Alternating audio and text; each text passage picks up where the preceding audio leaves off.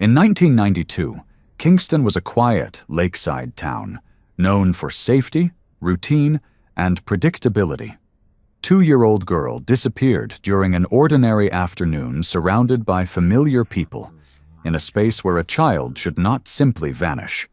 No chaos, no warning, no identifiable threat. A peaceful community became the center of a national cold case, and 3 decades later, the same question persists. Where did she go? On 17 October 1992, Kingston functioned much as it always had.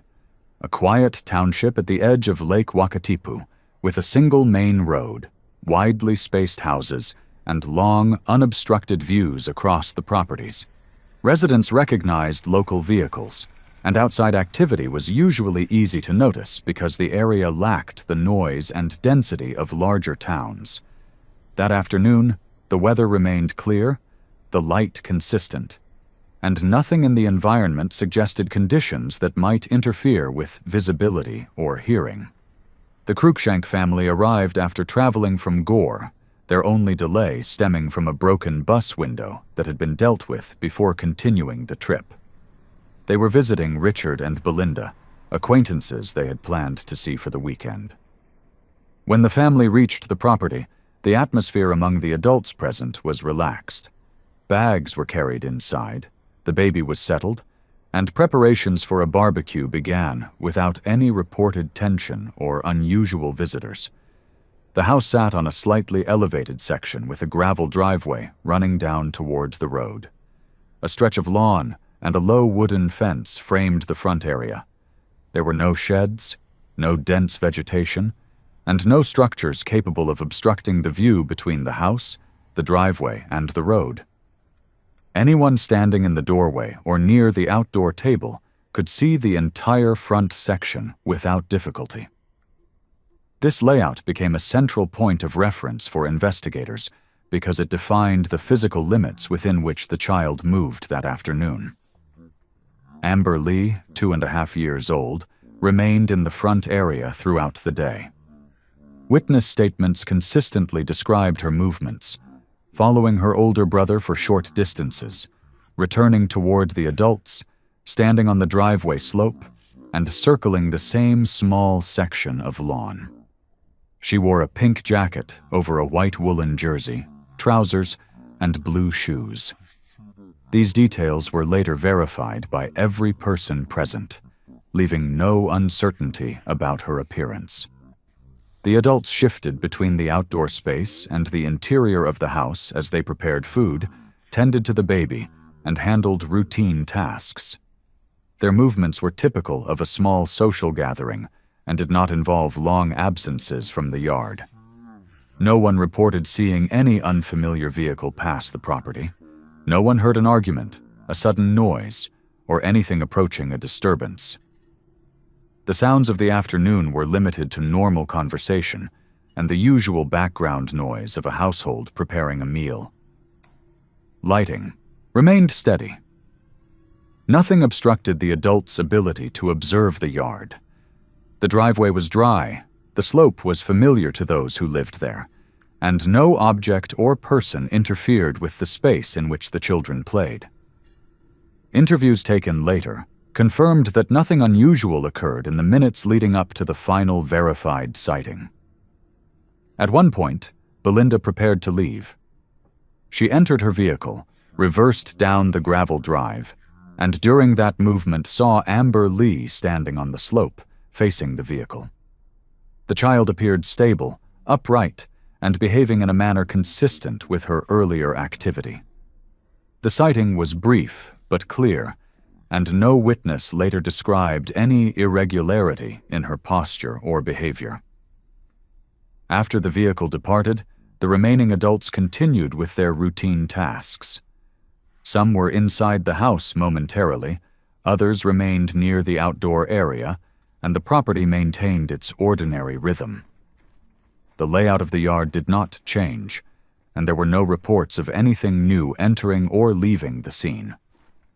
The child's known pattern, moving between the driveway, the lawn, and the front of the house, was still assumed to be occurring as it had throughout the afternoon, The first indication that something required attention came not through an unusual noise or a visual cue, but through an absence that initially carried no sense of urgency.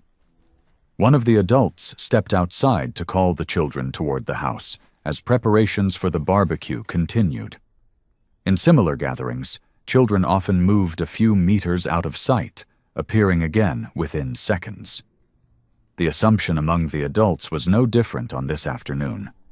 When Amber Lee did not appear immediately, the initial response was consistent with routine behavior rather than alarm. An adult walked toward the driveway area, expecting to see her near the slope where she had been standing earlier or near the fence line where the children had often lingered throughout the day.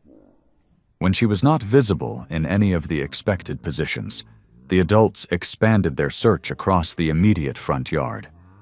They looked behind the parked vehicles, along the edge of the grass, and toward the small gap between the driveway and the wooden fence. At this stage, each person acted independently rather than in a coordinated manner. They moved quickly, but without panic, still working under the assumption that the child had simply shifted to a part of the yard that had not yet been checked. The movements were systematic only in the sense that they followed the natural layout of the house. Every location that would logically hold the attention of a toddler was inspected briefly. When these checks produced no sighting, the adults entered the interior spaces. Amber Lee had been inside earlier in the day, moving between the living room and the kitchen during the initial arrival of the family. It was not unreasonable to assume she might have walked in without anyone noticing. The bedrooms, bathroom, and hallway were checked with the same expectation that she would appear quickly once someone called her name. She was not found in any of these rooms. No object was disturbed, no furniture showed signs of climbing or hiding, and there was nothing to indicate that she had entered an enclosed space or become trapped. The shift from routine searching to focused concern occurred when the adults compared notes and realized that none of them had seen the child during the time in which they believed she must have moved out of sight. Until that point, each adult assumed another had eyes on her. Once these assumptions were exchanged and shown to be incorrect, the search expanded beyond the property without delay. The adults moved toward the roadside, scanning the length of the gravel edge and checking the shallow dip that ran alongside the road. This area, too, showed no sign of the child. Visibility remained clear in both directions, and no one present recalled seeing a pedestrian or vehicle pass during the relevant time window. From the roadside, the group split their movements. Some proceeded toward the empty section adjacent to the neighbor's property, a flat grassed area without structures. Others moved toward the rear of the house, although no statements from the afternoon placed Amber Lee in that direction at any earlier point. The rear yard was small, enclosed by fencing, and contained no features where a child might hide without being easily seen. These checks yielded nothing. It was at this stage that the adults began calling out loudly, not in fear, but in an attempt to cover a wider distance. The calls generated no response. In missing child cases involving toddlers, auditory response often determines the next steps quickly. When no response came, the adults covered larger sections of the property and nearby roadside, repeating the calls at intervals. They also checked the area leading toward the lakefront, though none believed she had walked that direction on her own. The terrain between the property and the lake was uneven in places, with grass tufts and patches of gravel, but it did not present obstacles that would prevent visibility. The lakefront itself was open and unobstructed. No marks on the ground suggested a slip or fall, and there were no objects displaced that might have indicated movement in that direction. As the scope of the search widened, the adults contacted nearby neighbors to ask whether anyone had seen a small child moving past the properties. Each resident responded negatively. Kingston's population at the time was small, and several homes directly faced the road. If a toddler had walked along the roadside or toward the lake, someone would likely have noticed. That absence of observation became a point of concern, though at this early stage it was interpreted only as a complication in locating the child rather than an indicator of an external event. Within a short period, the adults extended the search radius further. A vehicle was used to drive slowly along the road in both directions, scanning verges, drains, and the narrow stretches where grass met gravel. The child was not observed. The vehicle continued up the road toward the camping area and returned by the same route, again without result.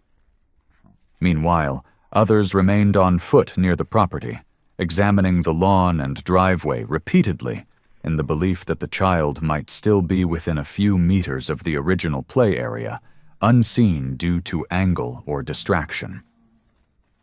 The decision to contact emergency services occurred once it became clear that the child was not within the immediate residential zone.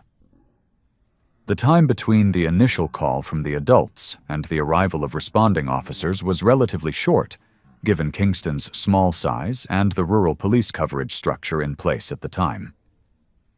Officers began their work by confirming the details of the afternoon: who last saw the child, what direction she had been facing, what activities had been ongoing, and how long it had been since anyone had noted her exact location. These early questions established the perimeter for the first formal search. Police requested the adults to recount their positions and movements during the relevant minutes. Each adult provided a consistent account. The child had been within a few meters of the house. No one recalled seeing her leave the property. No vehicle or pedestrian had approached, and no sound had drawn attention away from the group. Officers confirmed the layout of the house, checked the indoor rooms a second time, and examined the underfloor area beneath the rear of the property. No trace of the child was found. As daylight remained, officers instructed the adults and neighbors to cover designated sections while they coordinated the first structured sweep: roadside, lake edge, and the section of land between the house and the water. Torches were prepared in anticipation of fading light, and arrangements were made for additional personnel to assist once darkness approached. The sequence of checks that followed laid the groundwork for the wider investigation. But at this early stage, the search remained focused on the simplest explanation: that the child had moved beyond sight in a direction not yet examined, and that the next sweep would locate her within reachable distance. No alternate theory had yet been considered. As daylight began to decline, the search areas were widened beyond the immediate road frontage and lake edge. Officers requested additional support from local volunteers, many of whom arrived quickly due to the size of the community and the speed at which information circulated. Kingston's residents were accustomed to responding to emergencies cooperatively, and within a short period, the number of people assisting grew significantly. Police implemented a grid-based sweep of the sections nearest the property, dividing the terrain into manageable zones to ensure that no area was overlooked or inadvertently duplicated. Volunteers walked in parallel lines, spaced closely enough that a small child lying down, seated or obscured by grass, should have been visible to at least one searcher. When the initial sweep produced no result, the grid was extended across the flat ground toward the lake. Officers monitored spacing between searchers to prevent gaps, and torches were distributed as dusk approached. The lake edge was examined again, this time by multiple lines of searchers moving slowly along the shoreline from both directions. The gravel shallows were clear, and visibility remained sufficient for the search to be conducted methodically. No marks in the sediment indicated a fall, and there were no footprints consistent with a small child entering the water. The absence of such evidence did not resolve the question, but it narrowed the range of likely scenarios. As darkness set in fully, specialized equipment was brought in. Police deployed search dogs to cover the ground already examined by foot.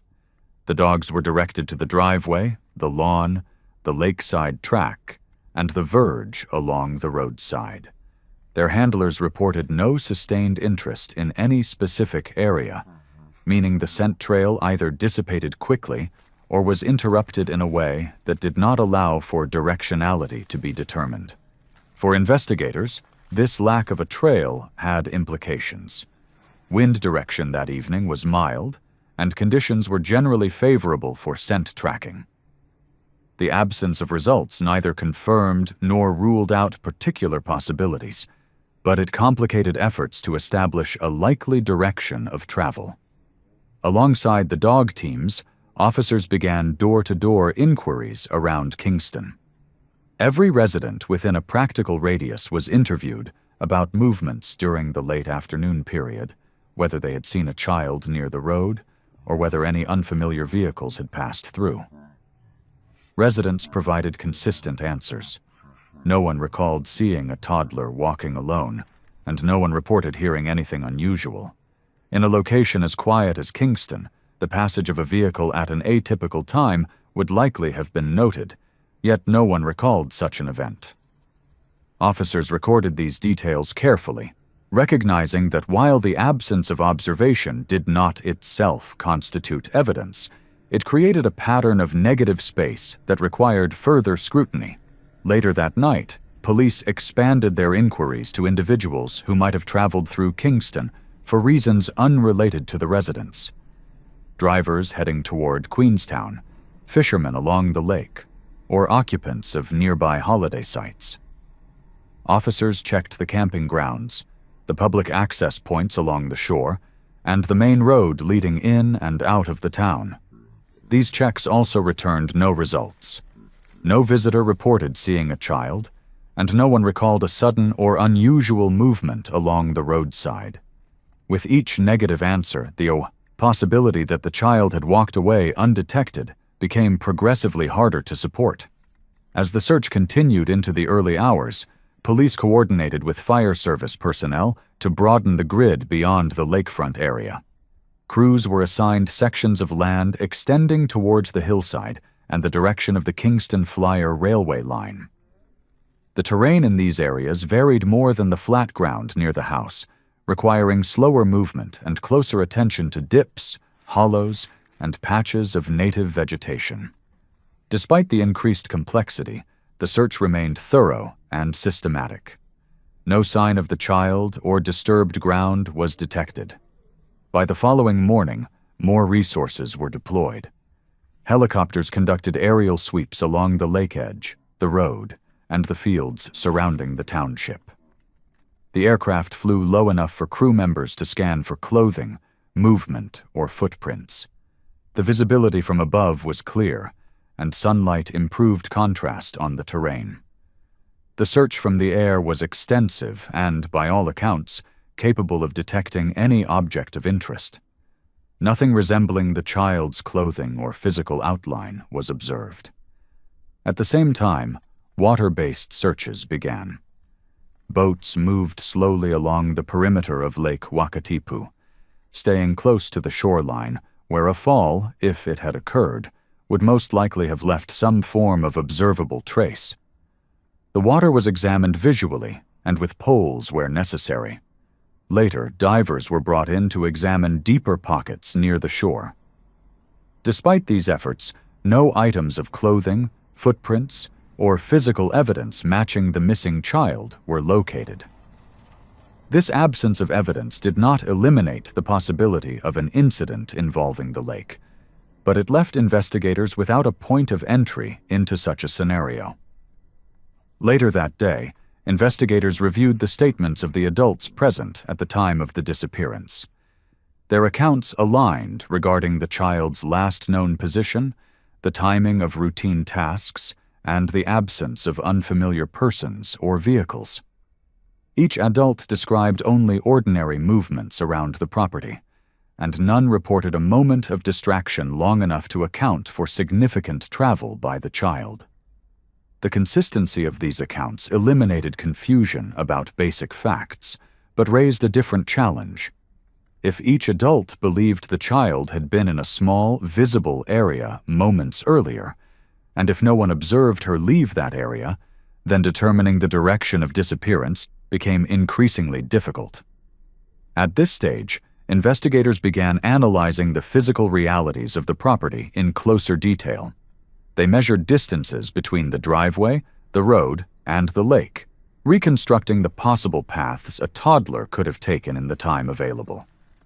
They checked fence lines for gaps, examined the ground for impressions, and tested visibility from multiple angles to verify whether someone could have crossed a particular point without detection.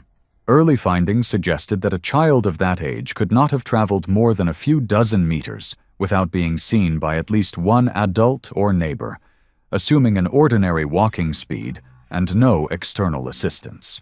As additional inquiries continued, police examined whether any delivery vehicles, service vehicles, or travelers had passed through Kingston within the relevant time frame. Road patrol logs were checked, and officers contacted local businesses in case a driver had taken an irregular route that afternoon. No such records emerged. Interviews with motorists traveling through the area produced no sightings either. The lack of external activity during the period of disappearance became a significant element in shaping the early stages of the investigation. Throughout the second day, the scope of the search grew further, extending beyond Kingston's immediate boundaries.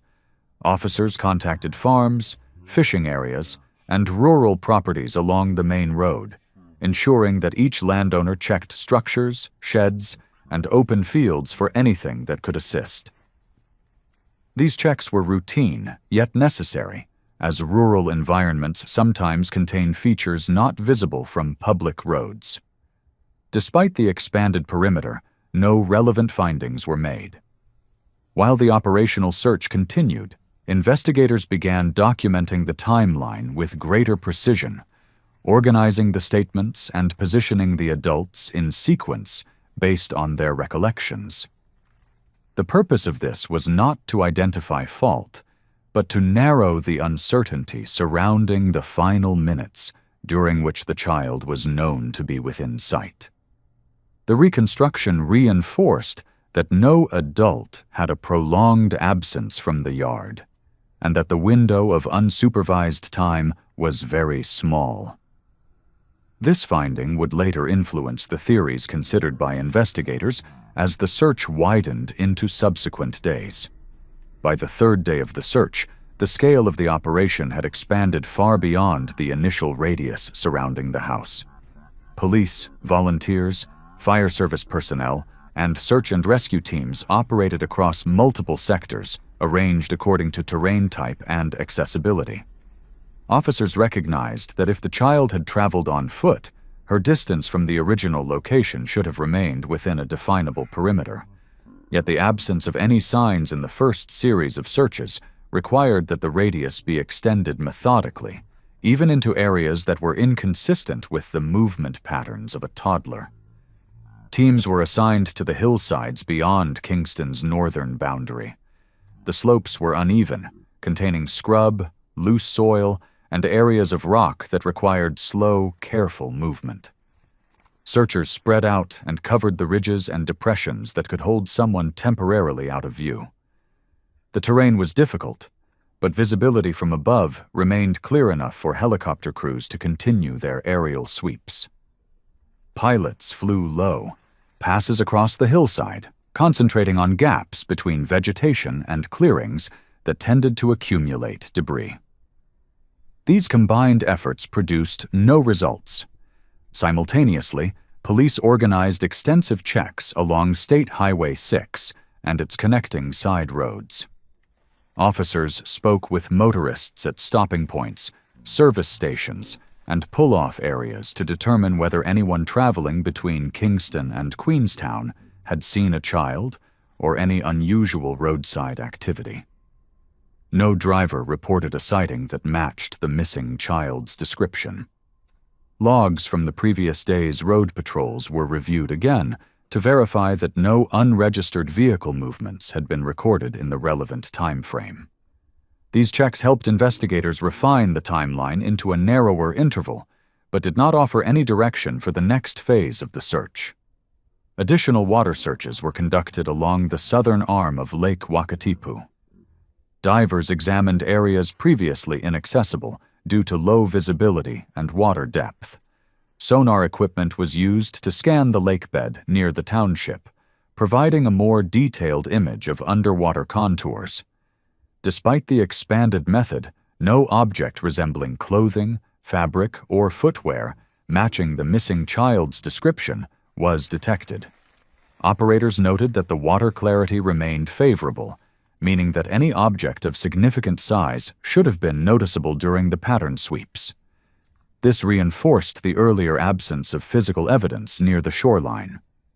As the physical search continued, police began evaluating other scenarios. Officers revisited the property where the family had gathered to confirm whether any potential hazards had been overlooked. They inspected the perimeter of the yard, the structure of the fence, the angle of the driveway, and the immediate surroundings to determine whether a fall or entrapment could have occurred unnoticed. The examination covered gaps between boards, the underside of the house, and the boundary line between the lawn and the driveway.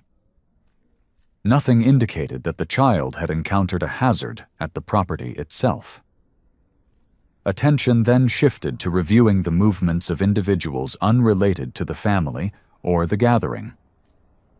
Officers contacted residents known to travel through Kingston at varying times of the day, including commercial drivers, tradespeople, and those engaged in outdoor work near the lake or railway. Investigators cross-referenced these individuals' locations with the estimated disappearance window to identify any overlap. Most were quickly eliminated because their movements were verified by multiple sources or occurred outside the critical period. The few individuals remaining were interviewed further, but none provided information that advanced the inquiry. In parallel with these efforts, police received numerous calls from the public. Some callers believed they had seen a child resembling the missing toddler in nearby towns such as Queenstown or Lumsden. Officers followed up each report, reviewing CCTV footage where available or interviewing the individuals involved. These leads consistently resolved into misidentifications, usually involving children of similar age and clothing styles. Although none produced useful information, investigators continued to log each report to monitor patterns or recurring names. No such pattern emerged. Within the first week, the operational approach shifted from an assumption that the child was within a reachable distance to consideration of scenarios involving external intervention. This transition did not indicate a firm conclusion, but reflected the consequences of exhaustive searches in which no trace had been found. Investigators examined the possibility of an opportunistic abduction, though such events were statistically rare in rural New Zealand at that time. Officers assessed whether any vehicle had been parked in a position shielded from view, whether a person could have moved along the road without detection, and whether there had been any travelers passing through Kingston whose presence had gone unnoticed. Surveillance of the road network failed to produce signs of unusual activity. The inquiry also examined the potential for an accidental event in which the child had been struck by a vehicle and the driver had failed to report it. Officers investigated all vehicles belonging to residents and individuals who had visited Kingston that day. They inspected bumpers, undercarriages, and wheel wells for damage or biological traces. None of the vehicles showed signs consistent with such an incident.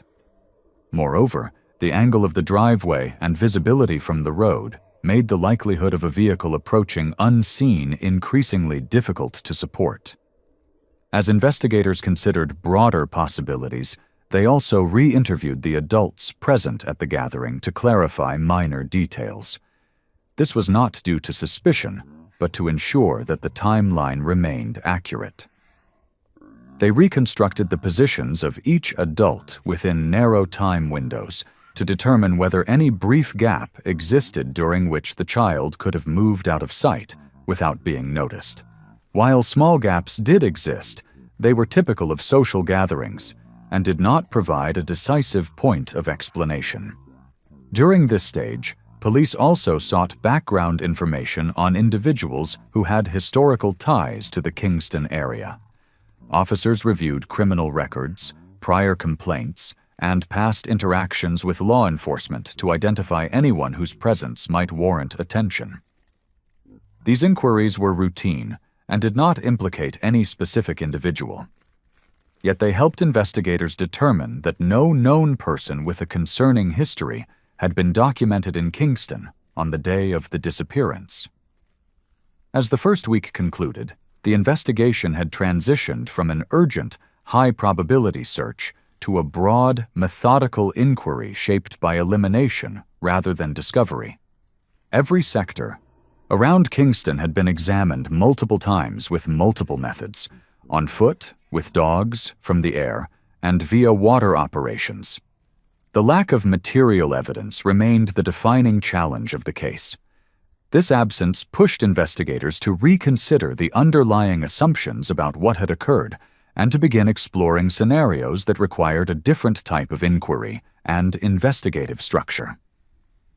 As the search entered the second week, investigators had reached a point where the absence of physical evidence required the development of structured hypotheses.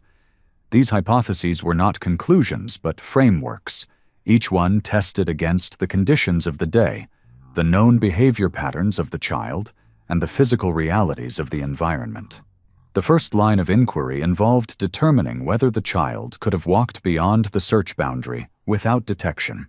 Investigators examined distances, terrain, and time variables, reconstructing potential walking paths minute by minute. The conclusion drawn from these reconstructions was that, given typical toddler mobility and the open layout of Kingston, unassisted travel beyond the immediate area without a sighting remained difficult to support. The environment did not present natural cover sufficient to conceal extended movement, and the frequency with which residents reported activity along the main road further tightened the likelihood of unnoticed travel. The second scenario involved accidental access to water. Although early searches of the lake and shoreline had yielded no results, investigators revisited the possibility by examining hydrological conditions, water temperature, currents, and the slope of the lakebed.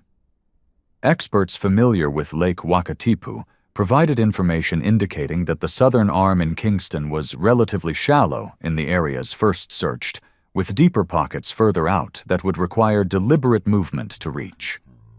Diver sweeps and sonar scans had covered these deeper points, and despite the natural complexity of lake environments, no evidence suggested that the child had entered the water. The shoreline showed no disruption, and the absence of clothing or other items matching the missing toddler indicated that this scenario, while still technically possible, lacked supporting traces. Another line of inquiry concerned accidental harm by a vehicle. Investigators re-examined the slope of the driveway, the curvature of the road, and the sight lines available to drivers approaching from both directions. They reconstructed vehicle approach speeds typical of rural areas and assessed whether a driver could have struck a small child without noticing. The consistency of resident statements, the absence of unaccounted vehicle damage, and the quiet nature of the road all worked against this theory. Additionally, gravel surfaces typically display disturbances, displaced stones, drag marks, or tire irregularities. Yet officers found the driveway and road surface undisturbed. This scenario was considered unlikely and gradually moved into a lower priority category. While these accidental scenarios were being evaluated, investigators began receiving calls from individuals who believed they had seen a child matching the description in towns across Otago and Southland. Each report prompted follow-up, involving interviews, site visits, or review of any available footage. These sightings shared the characteristic that they were vague, unverified, and inconsistent in detail. In one instance, a woman in Queenstown reported seeing a child crying near a public toilet block, but the description of clothing deviated significantly, and follow-up determined it was a local child known to residents. In another case, a driver near Lumsden believed he had seen a toddler near a paddock fence. Yet when officers traced the area, they identified a child from a nearby property who matched the description from a distance. These misidentifications were common in missing child investigations and served only to complicate the flow of information rather than clarify it. Another type of misinformation emerged through speculation rather than observation. Some callers suggested that strangers had been seen in Kingston earlier in the week, though details were vague and not temporally aligned with the disappearance. Others proposed that individuals with prior criminal histories might be involved simply because they lived in the region. Investigators documented each piece of information, but found little that corresponded to verified movements or facts of the case. When these names were checked against location logs, work rosters, or witness accounts, discrepancies emerged quickly, and none could be placed near Kingston at the relevant time. As accidental scenarios weakened and false leads proliferated, the inquiry gradually shifted toward the possibility of third-party involvement. This shift did not signify a decisive conclusion, but rather a response to the elimination of simpler explanations. Investigators considered whether someone could have approached the property, removed the child quickly, and departed without detection. They examined the angles from which a person could approach the driveway and identified whether any structure or natural feature could provide temporary cover. In reviewing these aspects, they found that, although Kingston was open and visible, small pockets of shadow existed near the roadside boundary, where a stationary person might remain briefly unnoticed. Investigators evaluated whether an opportunistic passerby could have taken advantage of such a position. This line of inquiry led to examination of unfamiliar vehicles. Residents were interviewed repeatedly to confirm whether any car, motorcycle, or commercial vehicle had passed the area at a time aligning with the disappearance. Some residents recalled hearing a vehicle earlier in the afternoon, though none could establish a link between the sound and the time window investigators were focusing on. The sounds described were indistinct, engine noise typical of rural travel. Investigators attempted to reconcile these recollections with traffic logs, but no match appeared. The lack of certainty meant that these accounts could not be used as evidence, yet they also could not be dismissed entirely. Another direction involved the people present at the gathering. Investigators conducted repeated interviews, not to identify wrongdoing, but to clarify any gaps in recollection.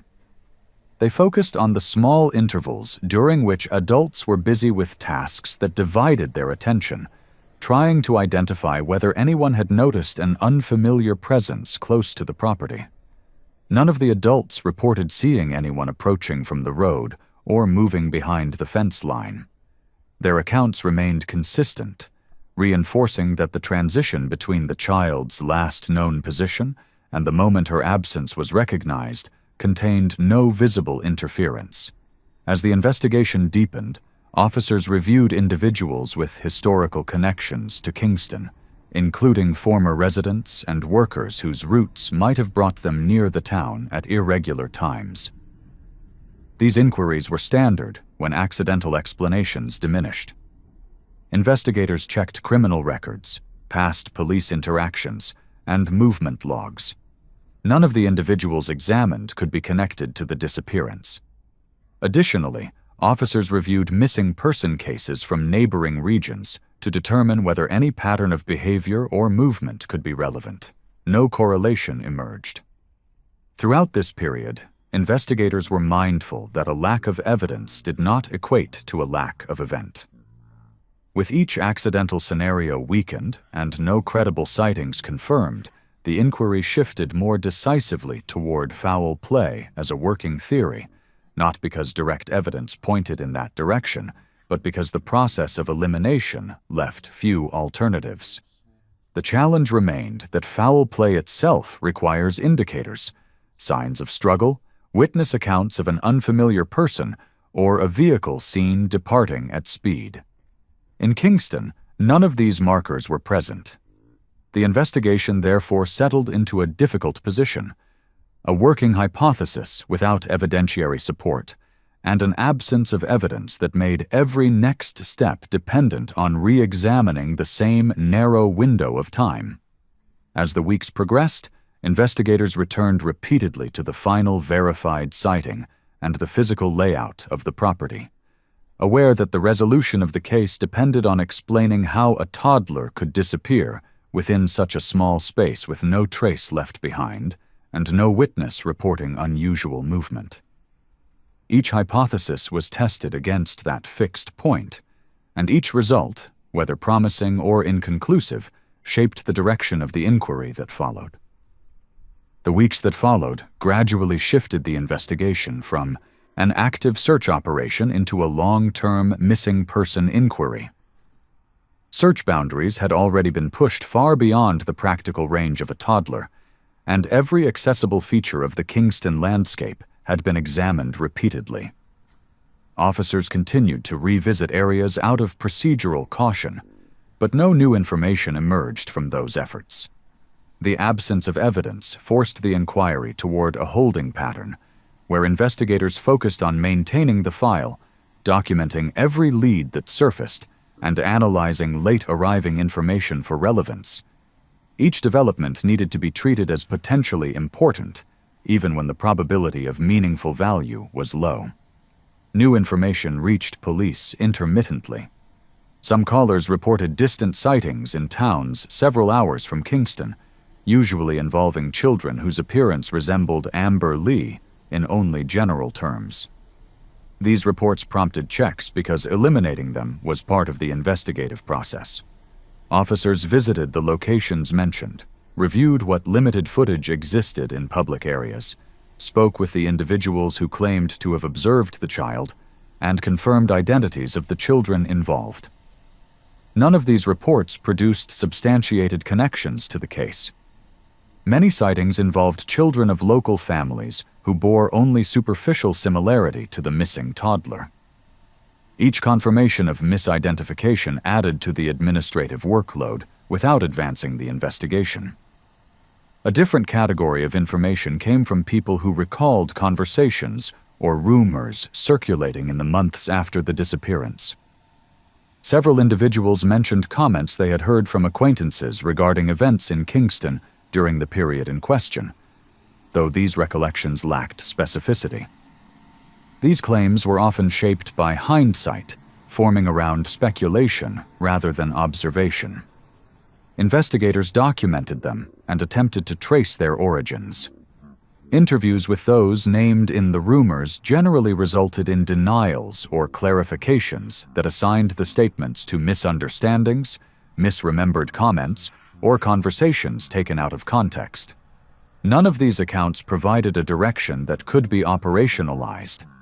The inquiry changed in structure when forensic teams reviewed the original scene documentation, focusing on measurements of the yard, driveway, and fence line. The intention was not to dispute the earlier work, but to examine whether any overlooked detail might be reconsidered using developing techniques. Every feature that could theoretically hold trace material had been examined during the initial investigation. Soil samples, clothing fibers from the family, and material from the lake edge were stored but provided no logical thread. Improvements in forensic analysis during the years following the original investigation did not alter these findings. Tests conducted on archived samples produced no new insights. Attention periodically shifted to individuals whose names surfaced through community discussion. Some of these individuals had lived in Kingston at the time, while others had passed through on occasion. Investigators interviewed them, verified their movements, and checked their whereabouts during the relevant period. None of these interviews produced contradictions or evidence inconsistent with documented movements. The absence of irregularities made it difficult to justify further investigative pressure on any of these individuals. Officers also reviewed historical police records for individuals with previous offenses that might relate to child harm. Yet none matched the time or location of the disappearance. Years passed, and the case file expanded primarily through the accumulation of unproductive leads. The family continued to engage with investigators, and officers ensured regular contact with them.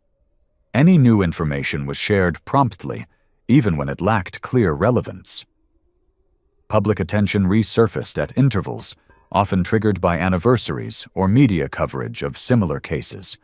Reports in newspapers and television programs occasionally led to renewed tips from the public, but these too followed the familiar pattern of misidentifications and rumors. Each tip required careful examination, but none produced material evidence. A significant administrative development occurred when police consolidated older missing person cases into regional review systems designed to identify patterns, procedural gaps, or connections across cases. The file concerning Amber Lee was reviewed under this initiative. Investigators from outside the original case examined early interviews, statements, and search data to ensure there were no internal inconsistencies. Their assessment confirmed that the early investigation had been thorough under the conditions and resources available at the time. No overlooked evidence or contradiction in the timeline emerged from this review.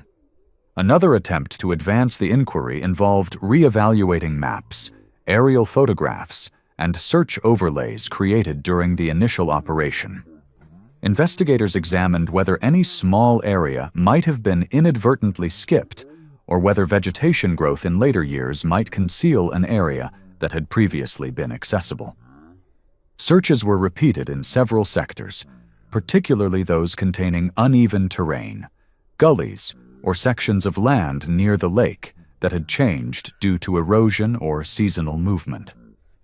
None of these revisits produced evidence or new direction. Individuals occasionally approached police with information they had withheld during the original investigation. Some claimed they had been reluctant to speak at the time due to fear of being misunderstood or because their observations seemed insignificant. These late statements included vague recollections of hearing vehicles in the area, noticing strangers earlier in the week, or recalling unrelated disturbances. Investigators interviewed each person, cross-referenced their statements with earlier data, and assessed the potential value. The statements, though made in good faith, did not align with the time window or the specific conditions of the disappearance. They were added to the file for completeness, but did not alter the investigative landscape. The case entered a formal cold case cycle once active search operations had been exhausted. Review periods were scheduled to ensure the file did not become stagnant. Officers within specialist units re-examined the material using updated investigative frameworks, including offender profiling tools and statistical models concerning missing children in rural environments. These models consistently indicated that cases involving toddlers who disappear within extremely small time windows without trace often involve third-party intervention, yet models alone cannot substitute for evidence. Investigators noted the implications while maintaining procedural caution. The family continued to advocate for renewed attention to the case. Public appeals were made at intervals, prompting new waves of calls. Each wave produced the same mixture of distant sightings, speculative suggestions, and occasional anonymous claims. To maintain integrity of the inquiry, investigators treated each submission as potentially significant until disproven. Many submissions pointed toward individuals with local reputations, yet these individuals typically had verifiable alibis or no logical connection to the scene. Officers avoided allowing community speculation to dictate the direction of the inquiry, though they remained aware of the patterns of local belief. Over time, the primary obstacle remained unchanged. No physical trace had ever been recovered. Without physical evidence, there was no means to reconstruct the final minutes of the child's known presence. The disappearance occurred within a window so narrow that conventional explanations failed to provide a coherent narrative. Attempts to locate witnesses beyond Kingston also stalled, as travel logs, service station records, and tourism activity for that period offered no reliable data point. Kingston's small population and low visitor traffic meant that the pool of potential witnesses was limited from the outset. Investigators persisted with periodic reviews because cases with minimal initial evidence sometimes resolve through later disclosures, advances in forensic capability, or unexpected witness information. The case file remained open, maintained according to missing person protocols, and accessible for immediate action should new evidence surface. The investigation's direction narrowed to a set of possibilities that had already been considered extensively, with the understanding that only new information or a significant change in circumstances would shift the trajectory of the inquiry. The passage of 3 decades did not diminish the need to re-examine the file. Advances in investigative practice, the emergence of previously silent witnesses, and changes in the dynamics of Kingston generated periodic opportunities for reassessment. When police reopened the case for a full review, the approach differed significantly from the early years. The focus shifted from large-scale physical searches toward detailed scrutiny of human behavior, historical associations, and previously unreported activity in the community at the time of the disappearance. One of the first steps in the modern review involved reassessing every adult who had been present in Kingston that weekend, not because suspicion had sharpened toward them, but because cold case methodology required verifying the stability of all earlier statements. Detectives cross-referenced positions, movements, and timings with modern mapping tools, ensuring that earlier reconstructions were measured against precise spatial data. These reconstructions confirmed the narrowness of the window and preserved the original difficulty. No account showed a gap wide enough to support unobserved travel by a toddler, and no description indicated the presence of anyone unfamiliar to the group. A second component of the reinvestigation focused on information that had surfaced gradually in the years following the initial search. Several individuals came forward with statements describing activity in Kingston involving drug use among a small group of residents and visitors during the early 1990s. None of these individuals claimed direct knowledge of the disappearance, yet their recollections implied that the environment in Kingston might have contained elements not captured in the original inquiries. Detectives tracked down the names mentioned, reviewed historical police incidents, and interviewed the individuals involved. Most denied any involvement and insisted that their activities bore no relation to the disappearance. The information remained suggestive, but unproven, lacking a concrete link to the timeline. A separate thread emerged when individuals reported that they had overheard comments from others years after the event. Some comments implied knowledge of wrongdoing, while others pointed toward individuals who had since left the region. Investigators followed these statements carefully, conducting interviews across multiple districts. Many of the individuals named had moved frequently, often within transient social circles. Their accounts tended to shift under questioning, sometimes because memories had faded, and sometimes because claims were never grounded in verifiable fact. Despite these inconsistencies, detectives continued to record the interviews, aware that cold case breakthroughs sometimes originate in statements that initially appear unreliable. In the mid-2010s, an updated review highlighted the need to reassess the community dynamics at the time of the disappearance.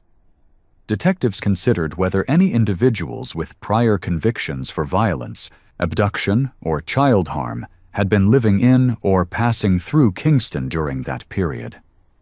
This evaluation extended to prison release records, parole movements, and regional offender profiles. The search did not produce a person whose history aligned with the case's circumstances. Yet the possibility of an individual with no record passing briefly through the town remained technically viable, though still unsupported by evidence. Public attention intensified when new media coverage revisited the disappearance. News programs and documentaries brought the case back into national awareness, prompting another wave of calls. Some callers repeated rumors that had circulated for years, while others expressed suspicion about individuals based solely on their reputations. These calls were logged and sorted according to the specificity of the information.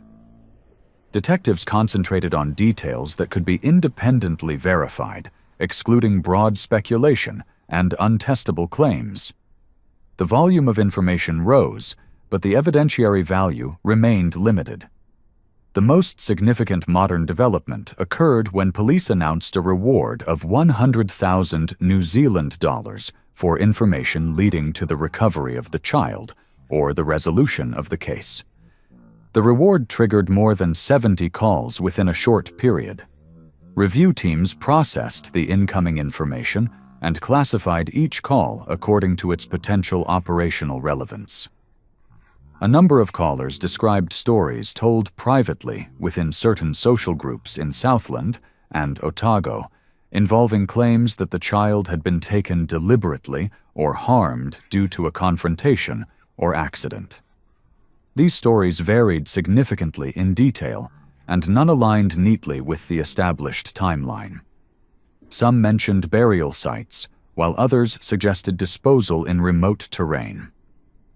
Detectives investigated each claim on its individual merits, conducting site checks where possible. No physical evidence emerged from any of these operations. Several callers identified individuals by name, asserting that these people had made incriminating remarks while intoxicated or in the context of disputes. Investigators approached these individuals, conducting formal interviews supported by legal counsel. The subjects denied involvement and often attributed the remarks to intoxication, exaggeration, or personal conflict. Interviewers found that none of these conversations provided the specific factual detail that would normally accompany genuine disclosure, such as exact locations, sequence of events, or corroborating features. Despite this, the names remained recorded in the file in case future information provided context. The reinvestigation also brought a renewed evaluation of whether any unreported traffic or unknown vehicles had moved through Kingston that afternoon. Officers reviewed archival data from nearby localities, including visitor logs from holiday parks, boat ramps, and service stations. These records rarely preserved information from the early 1990s in detailed form. Available fragments offered little insight. No documented movement aligned with an opportunity for an opportunistic abduction without witness observation. Cold case specialists then turned to behavioral analysis, examining the disappearance through the lens of statistical patterns seen in similar cases internationally. Cases involving toddlers who disappear within confined spaces, in the presence of multiple adults, and without physical evidence often share common features. One feature is rapid third-party intervention within a short time window. Another is the presence of an individual whose connection to the location is temporary or peripheral. Specialists reviewed all persons who had been in or around Kingston during the weeks leading to the disappearance. This included people who had attended social gatherings, individuals involved in seasonal work, and short-term visitors. Despite the breadth of this review, no person emerged who could be connected to the circumstances in a substantiable way. The final phase of the modern review centered on reconciling the long-term absence of physical evidence with the cumulative elimination of accidental explanations. Specialists compiled a structured summary of the case, cross-referencing all verified facts against the remaining possibilities. This summary outlined the improbability of unassisted travel by the child, the low likelihood of an undetected accident within the yard or lake, and the absence of witness accounts supporting vehicular harm. The combined weight of these findings indicated that the scenario most consistent with the remaining evidence involved deliberate third-party action. The difficulty lay in identifying a perpetrator without material evidence or corroborated eyewitness testimony. The conclusion of the review did not present a name or accusation. It established a position. The disappearance could not be explained by environmental hazards, voluntary movement, or accidental harm based on all available data. Police described the case publicly as likely involving foul play, not as a declaration, but as an operational assessment shaped by decades of investigative work. The inquiry remained open, the reward continued to stand, and investigators maintained that even after 3 decades, a single disclosure or discovery could still alter the trajectory of the case. If this case interests you, please subscribe, like, and share your thoughts below. Cold cases often move when new voices revisit old details. And tell me, where are you watching from? Your location shows how far this unanswered story has traveled beyond Kingston.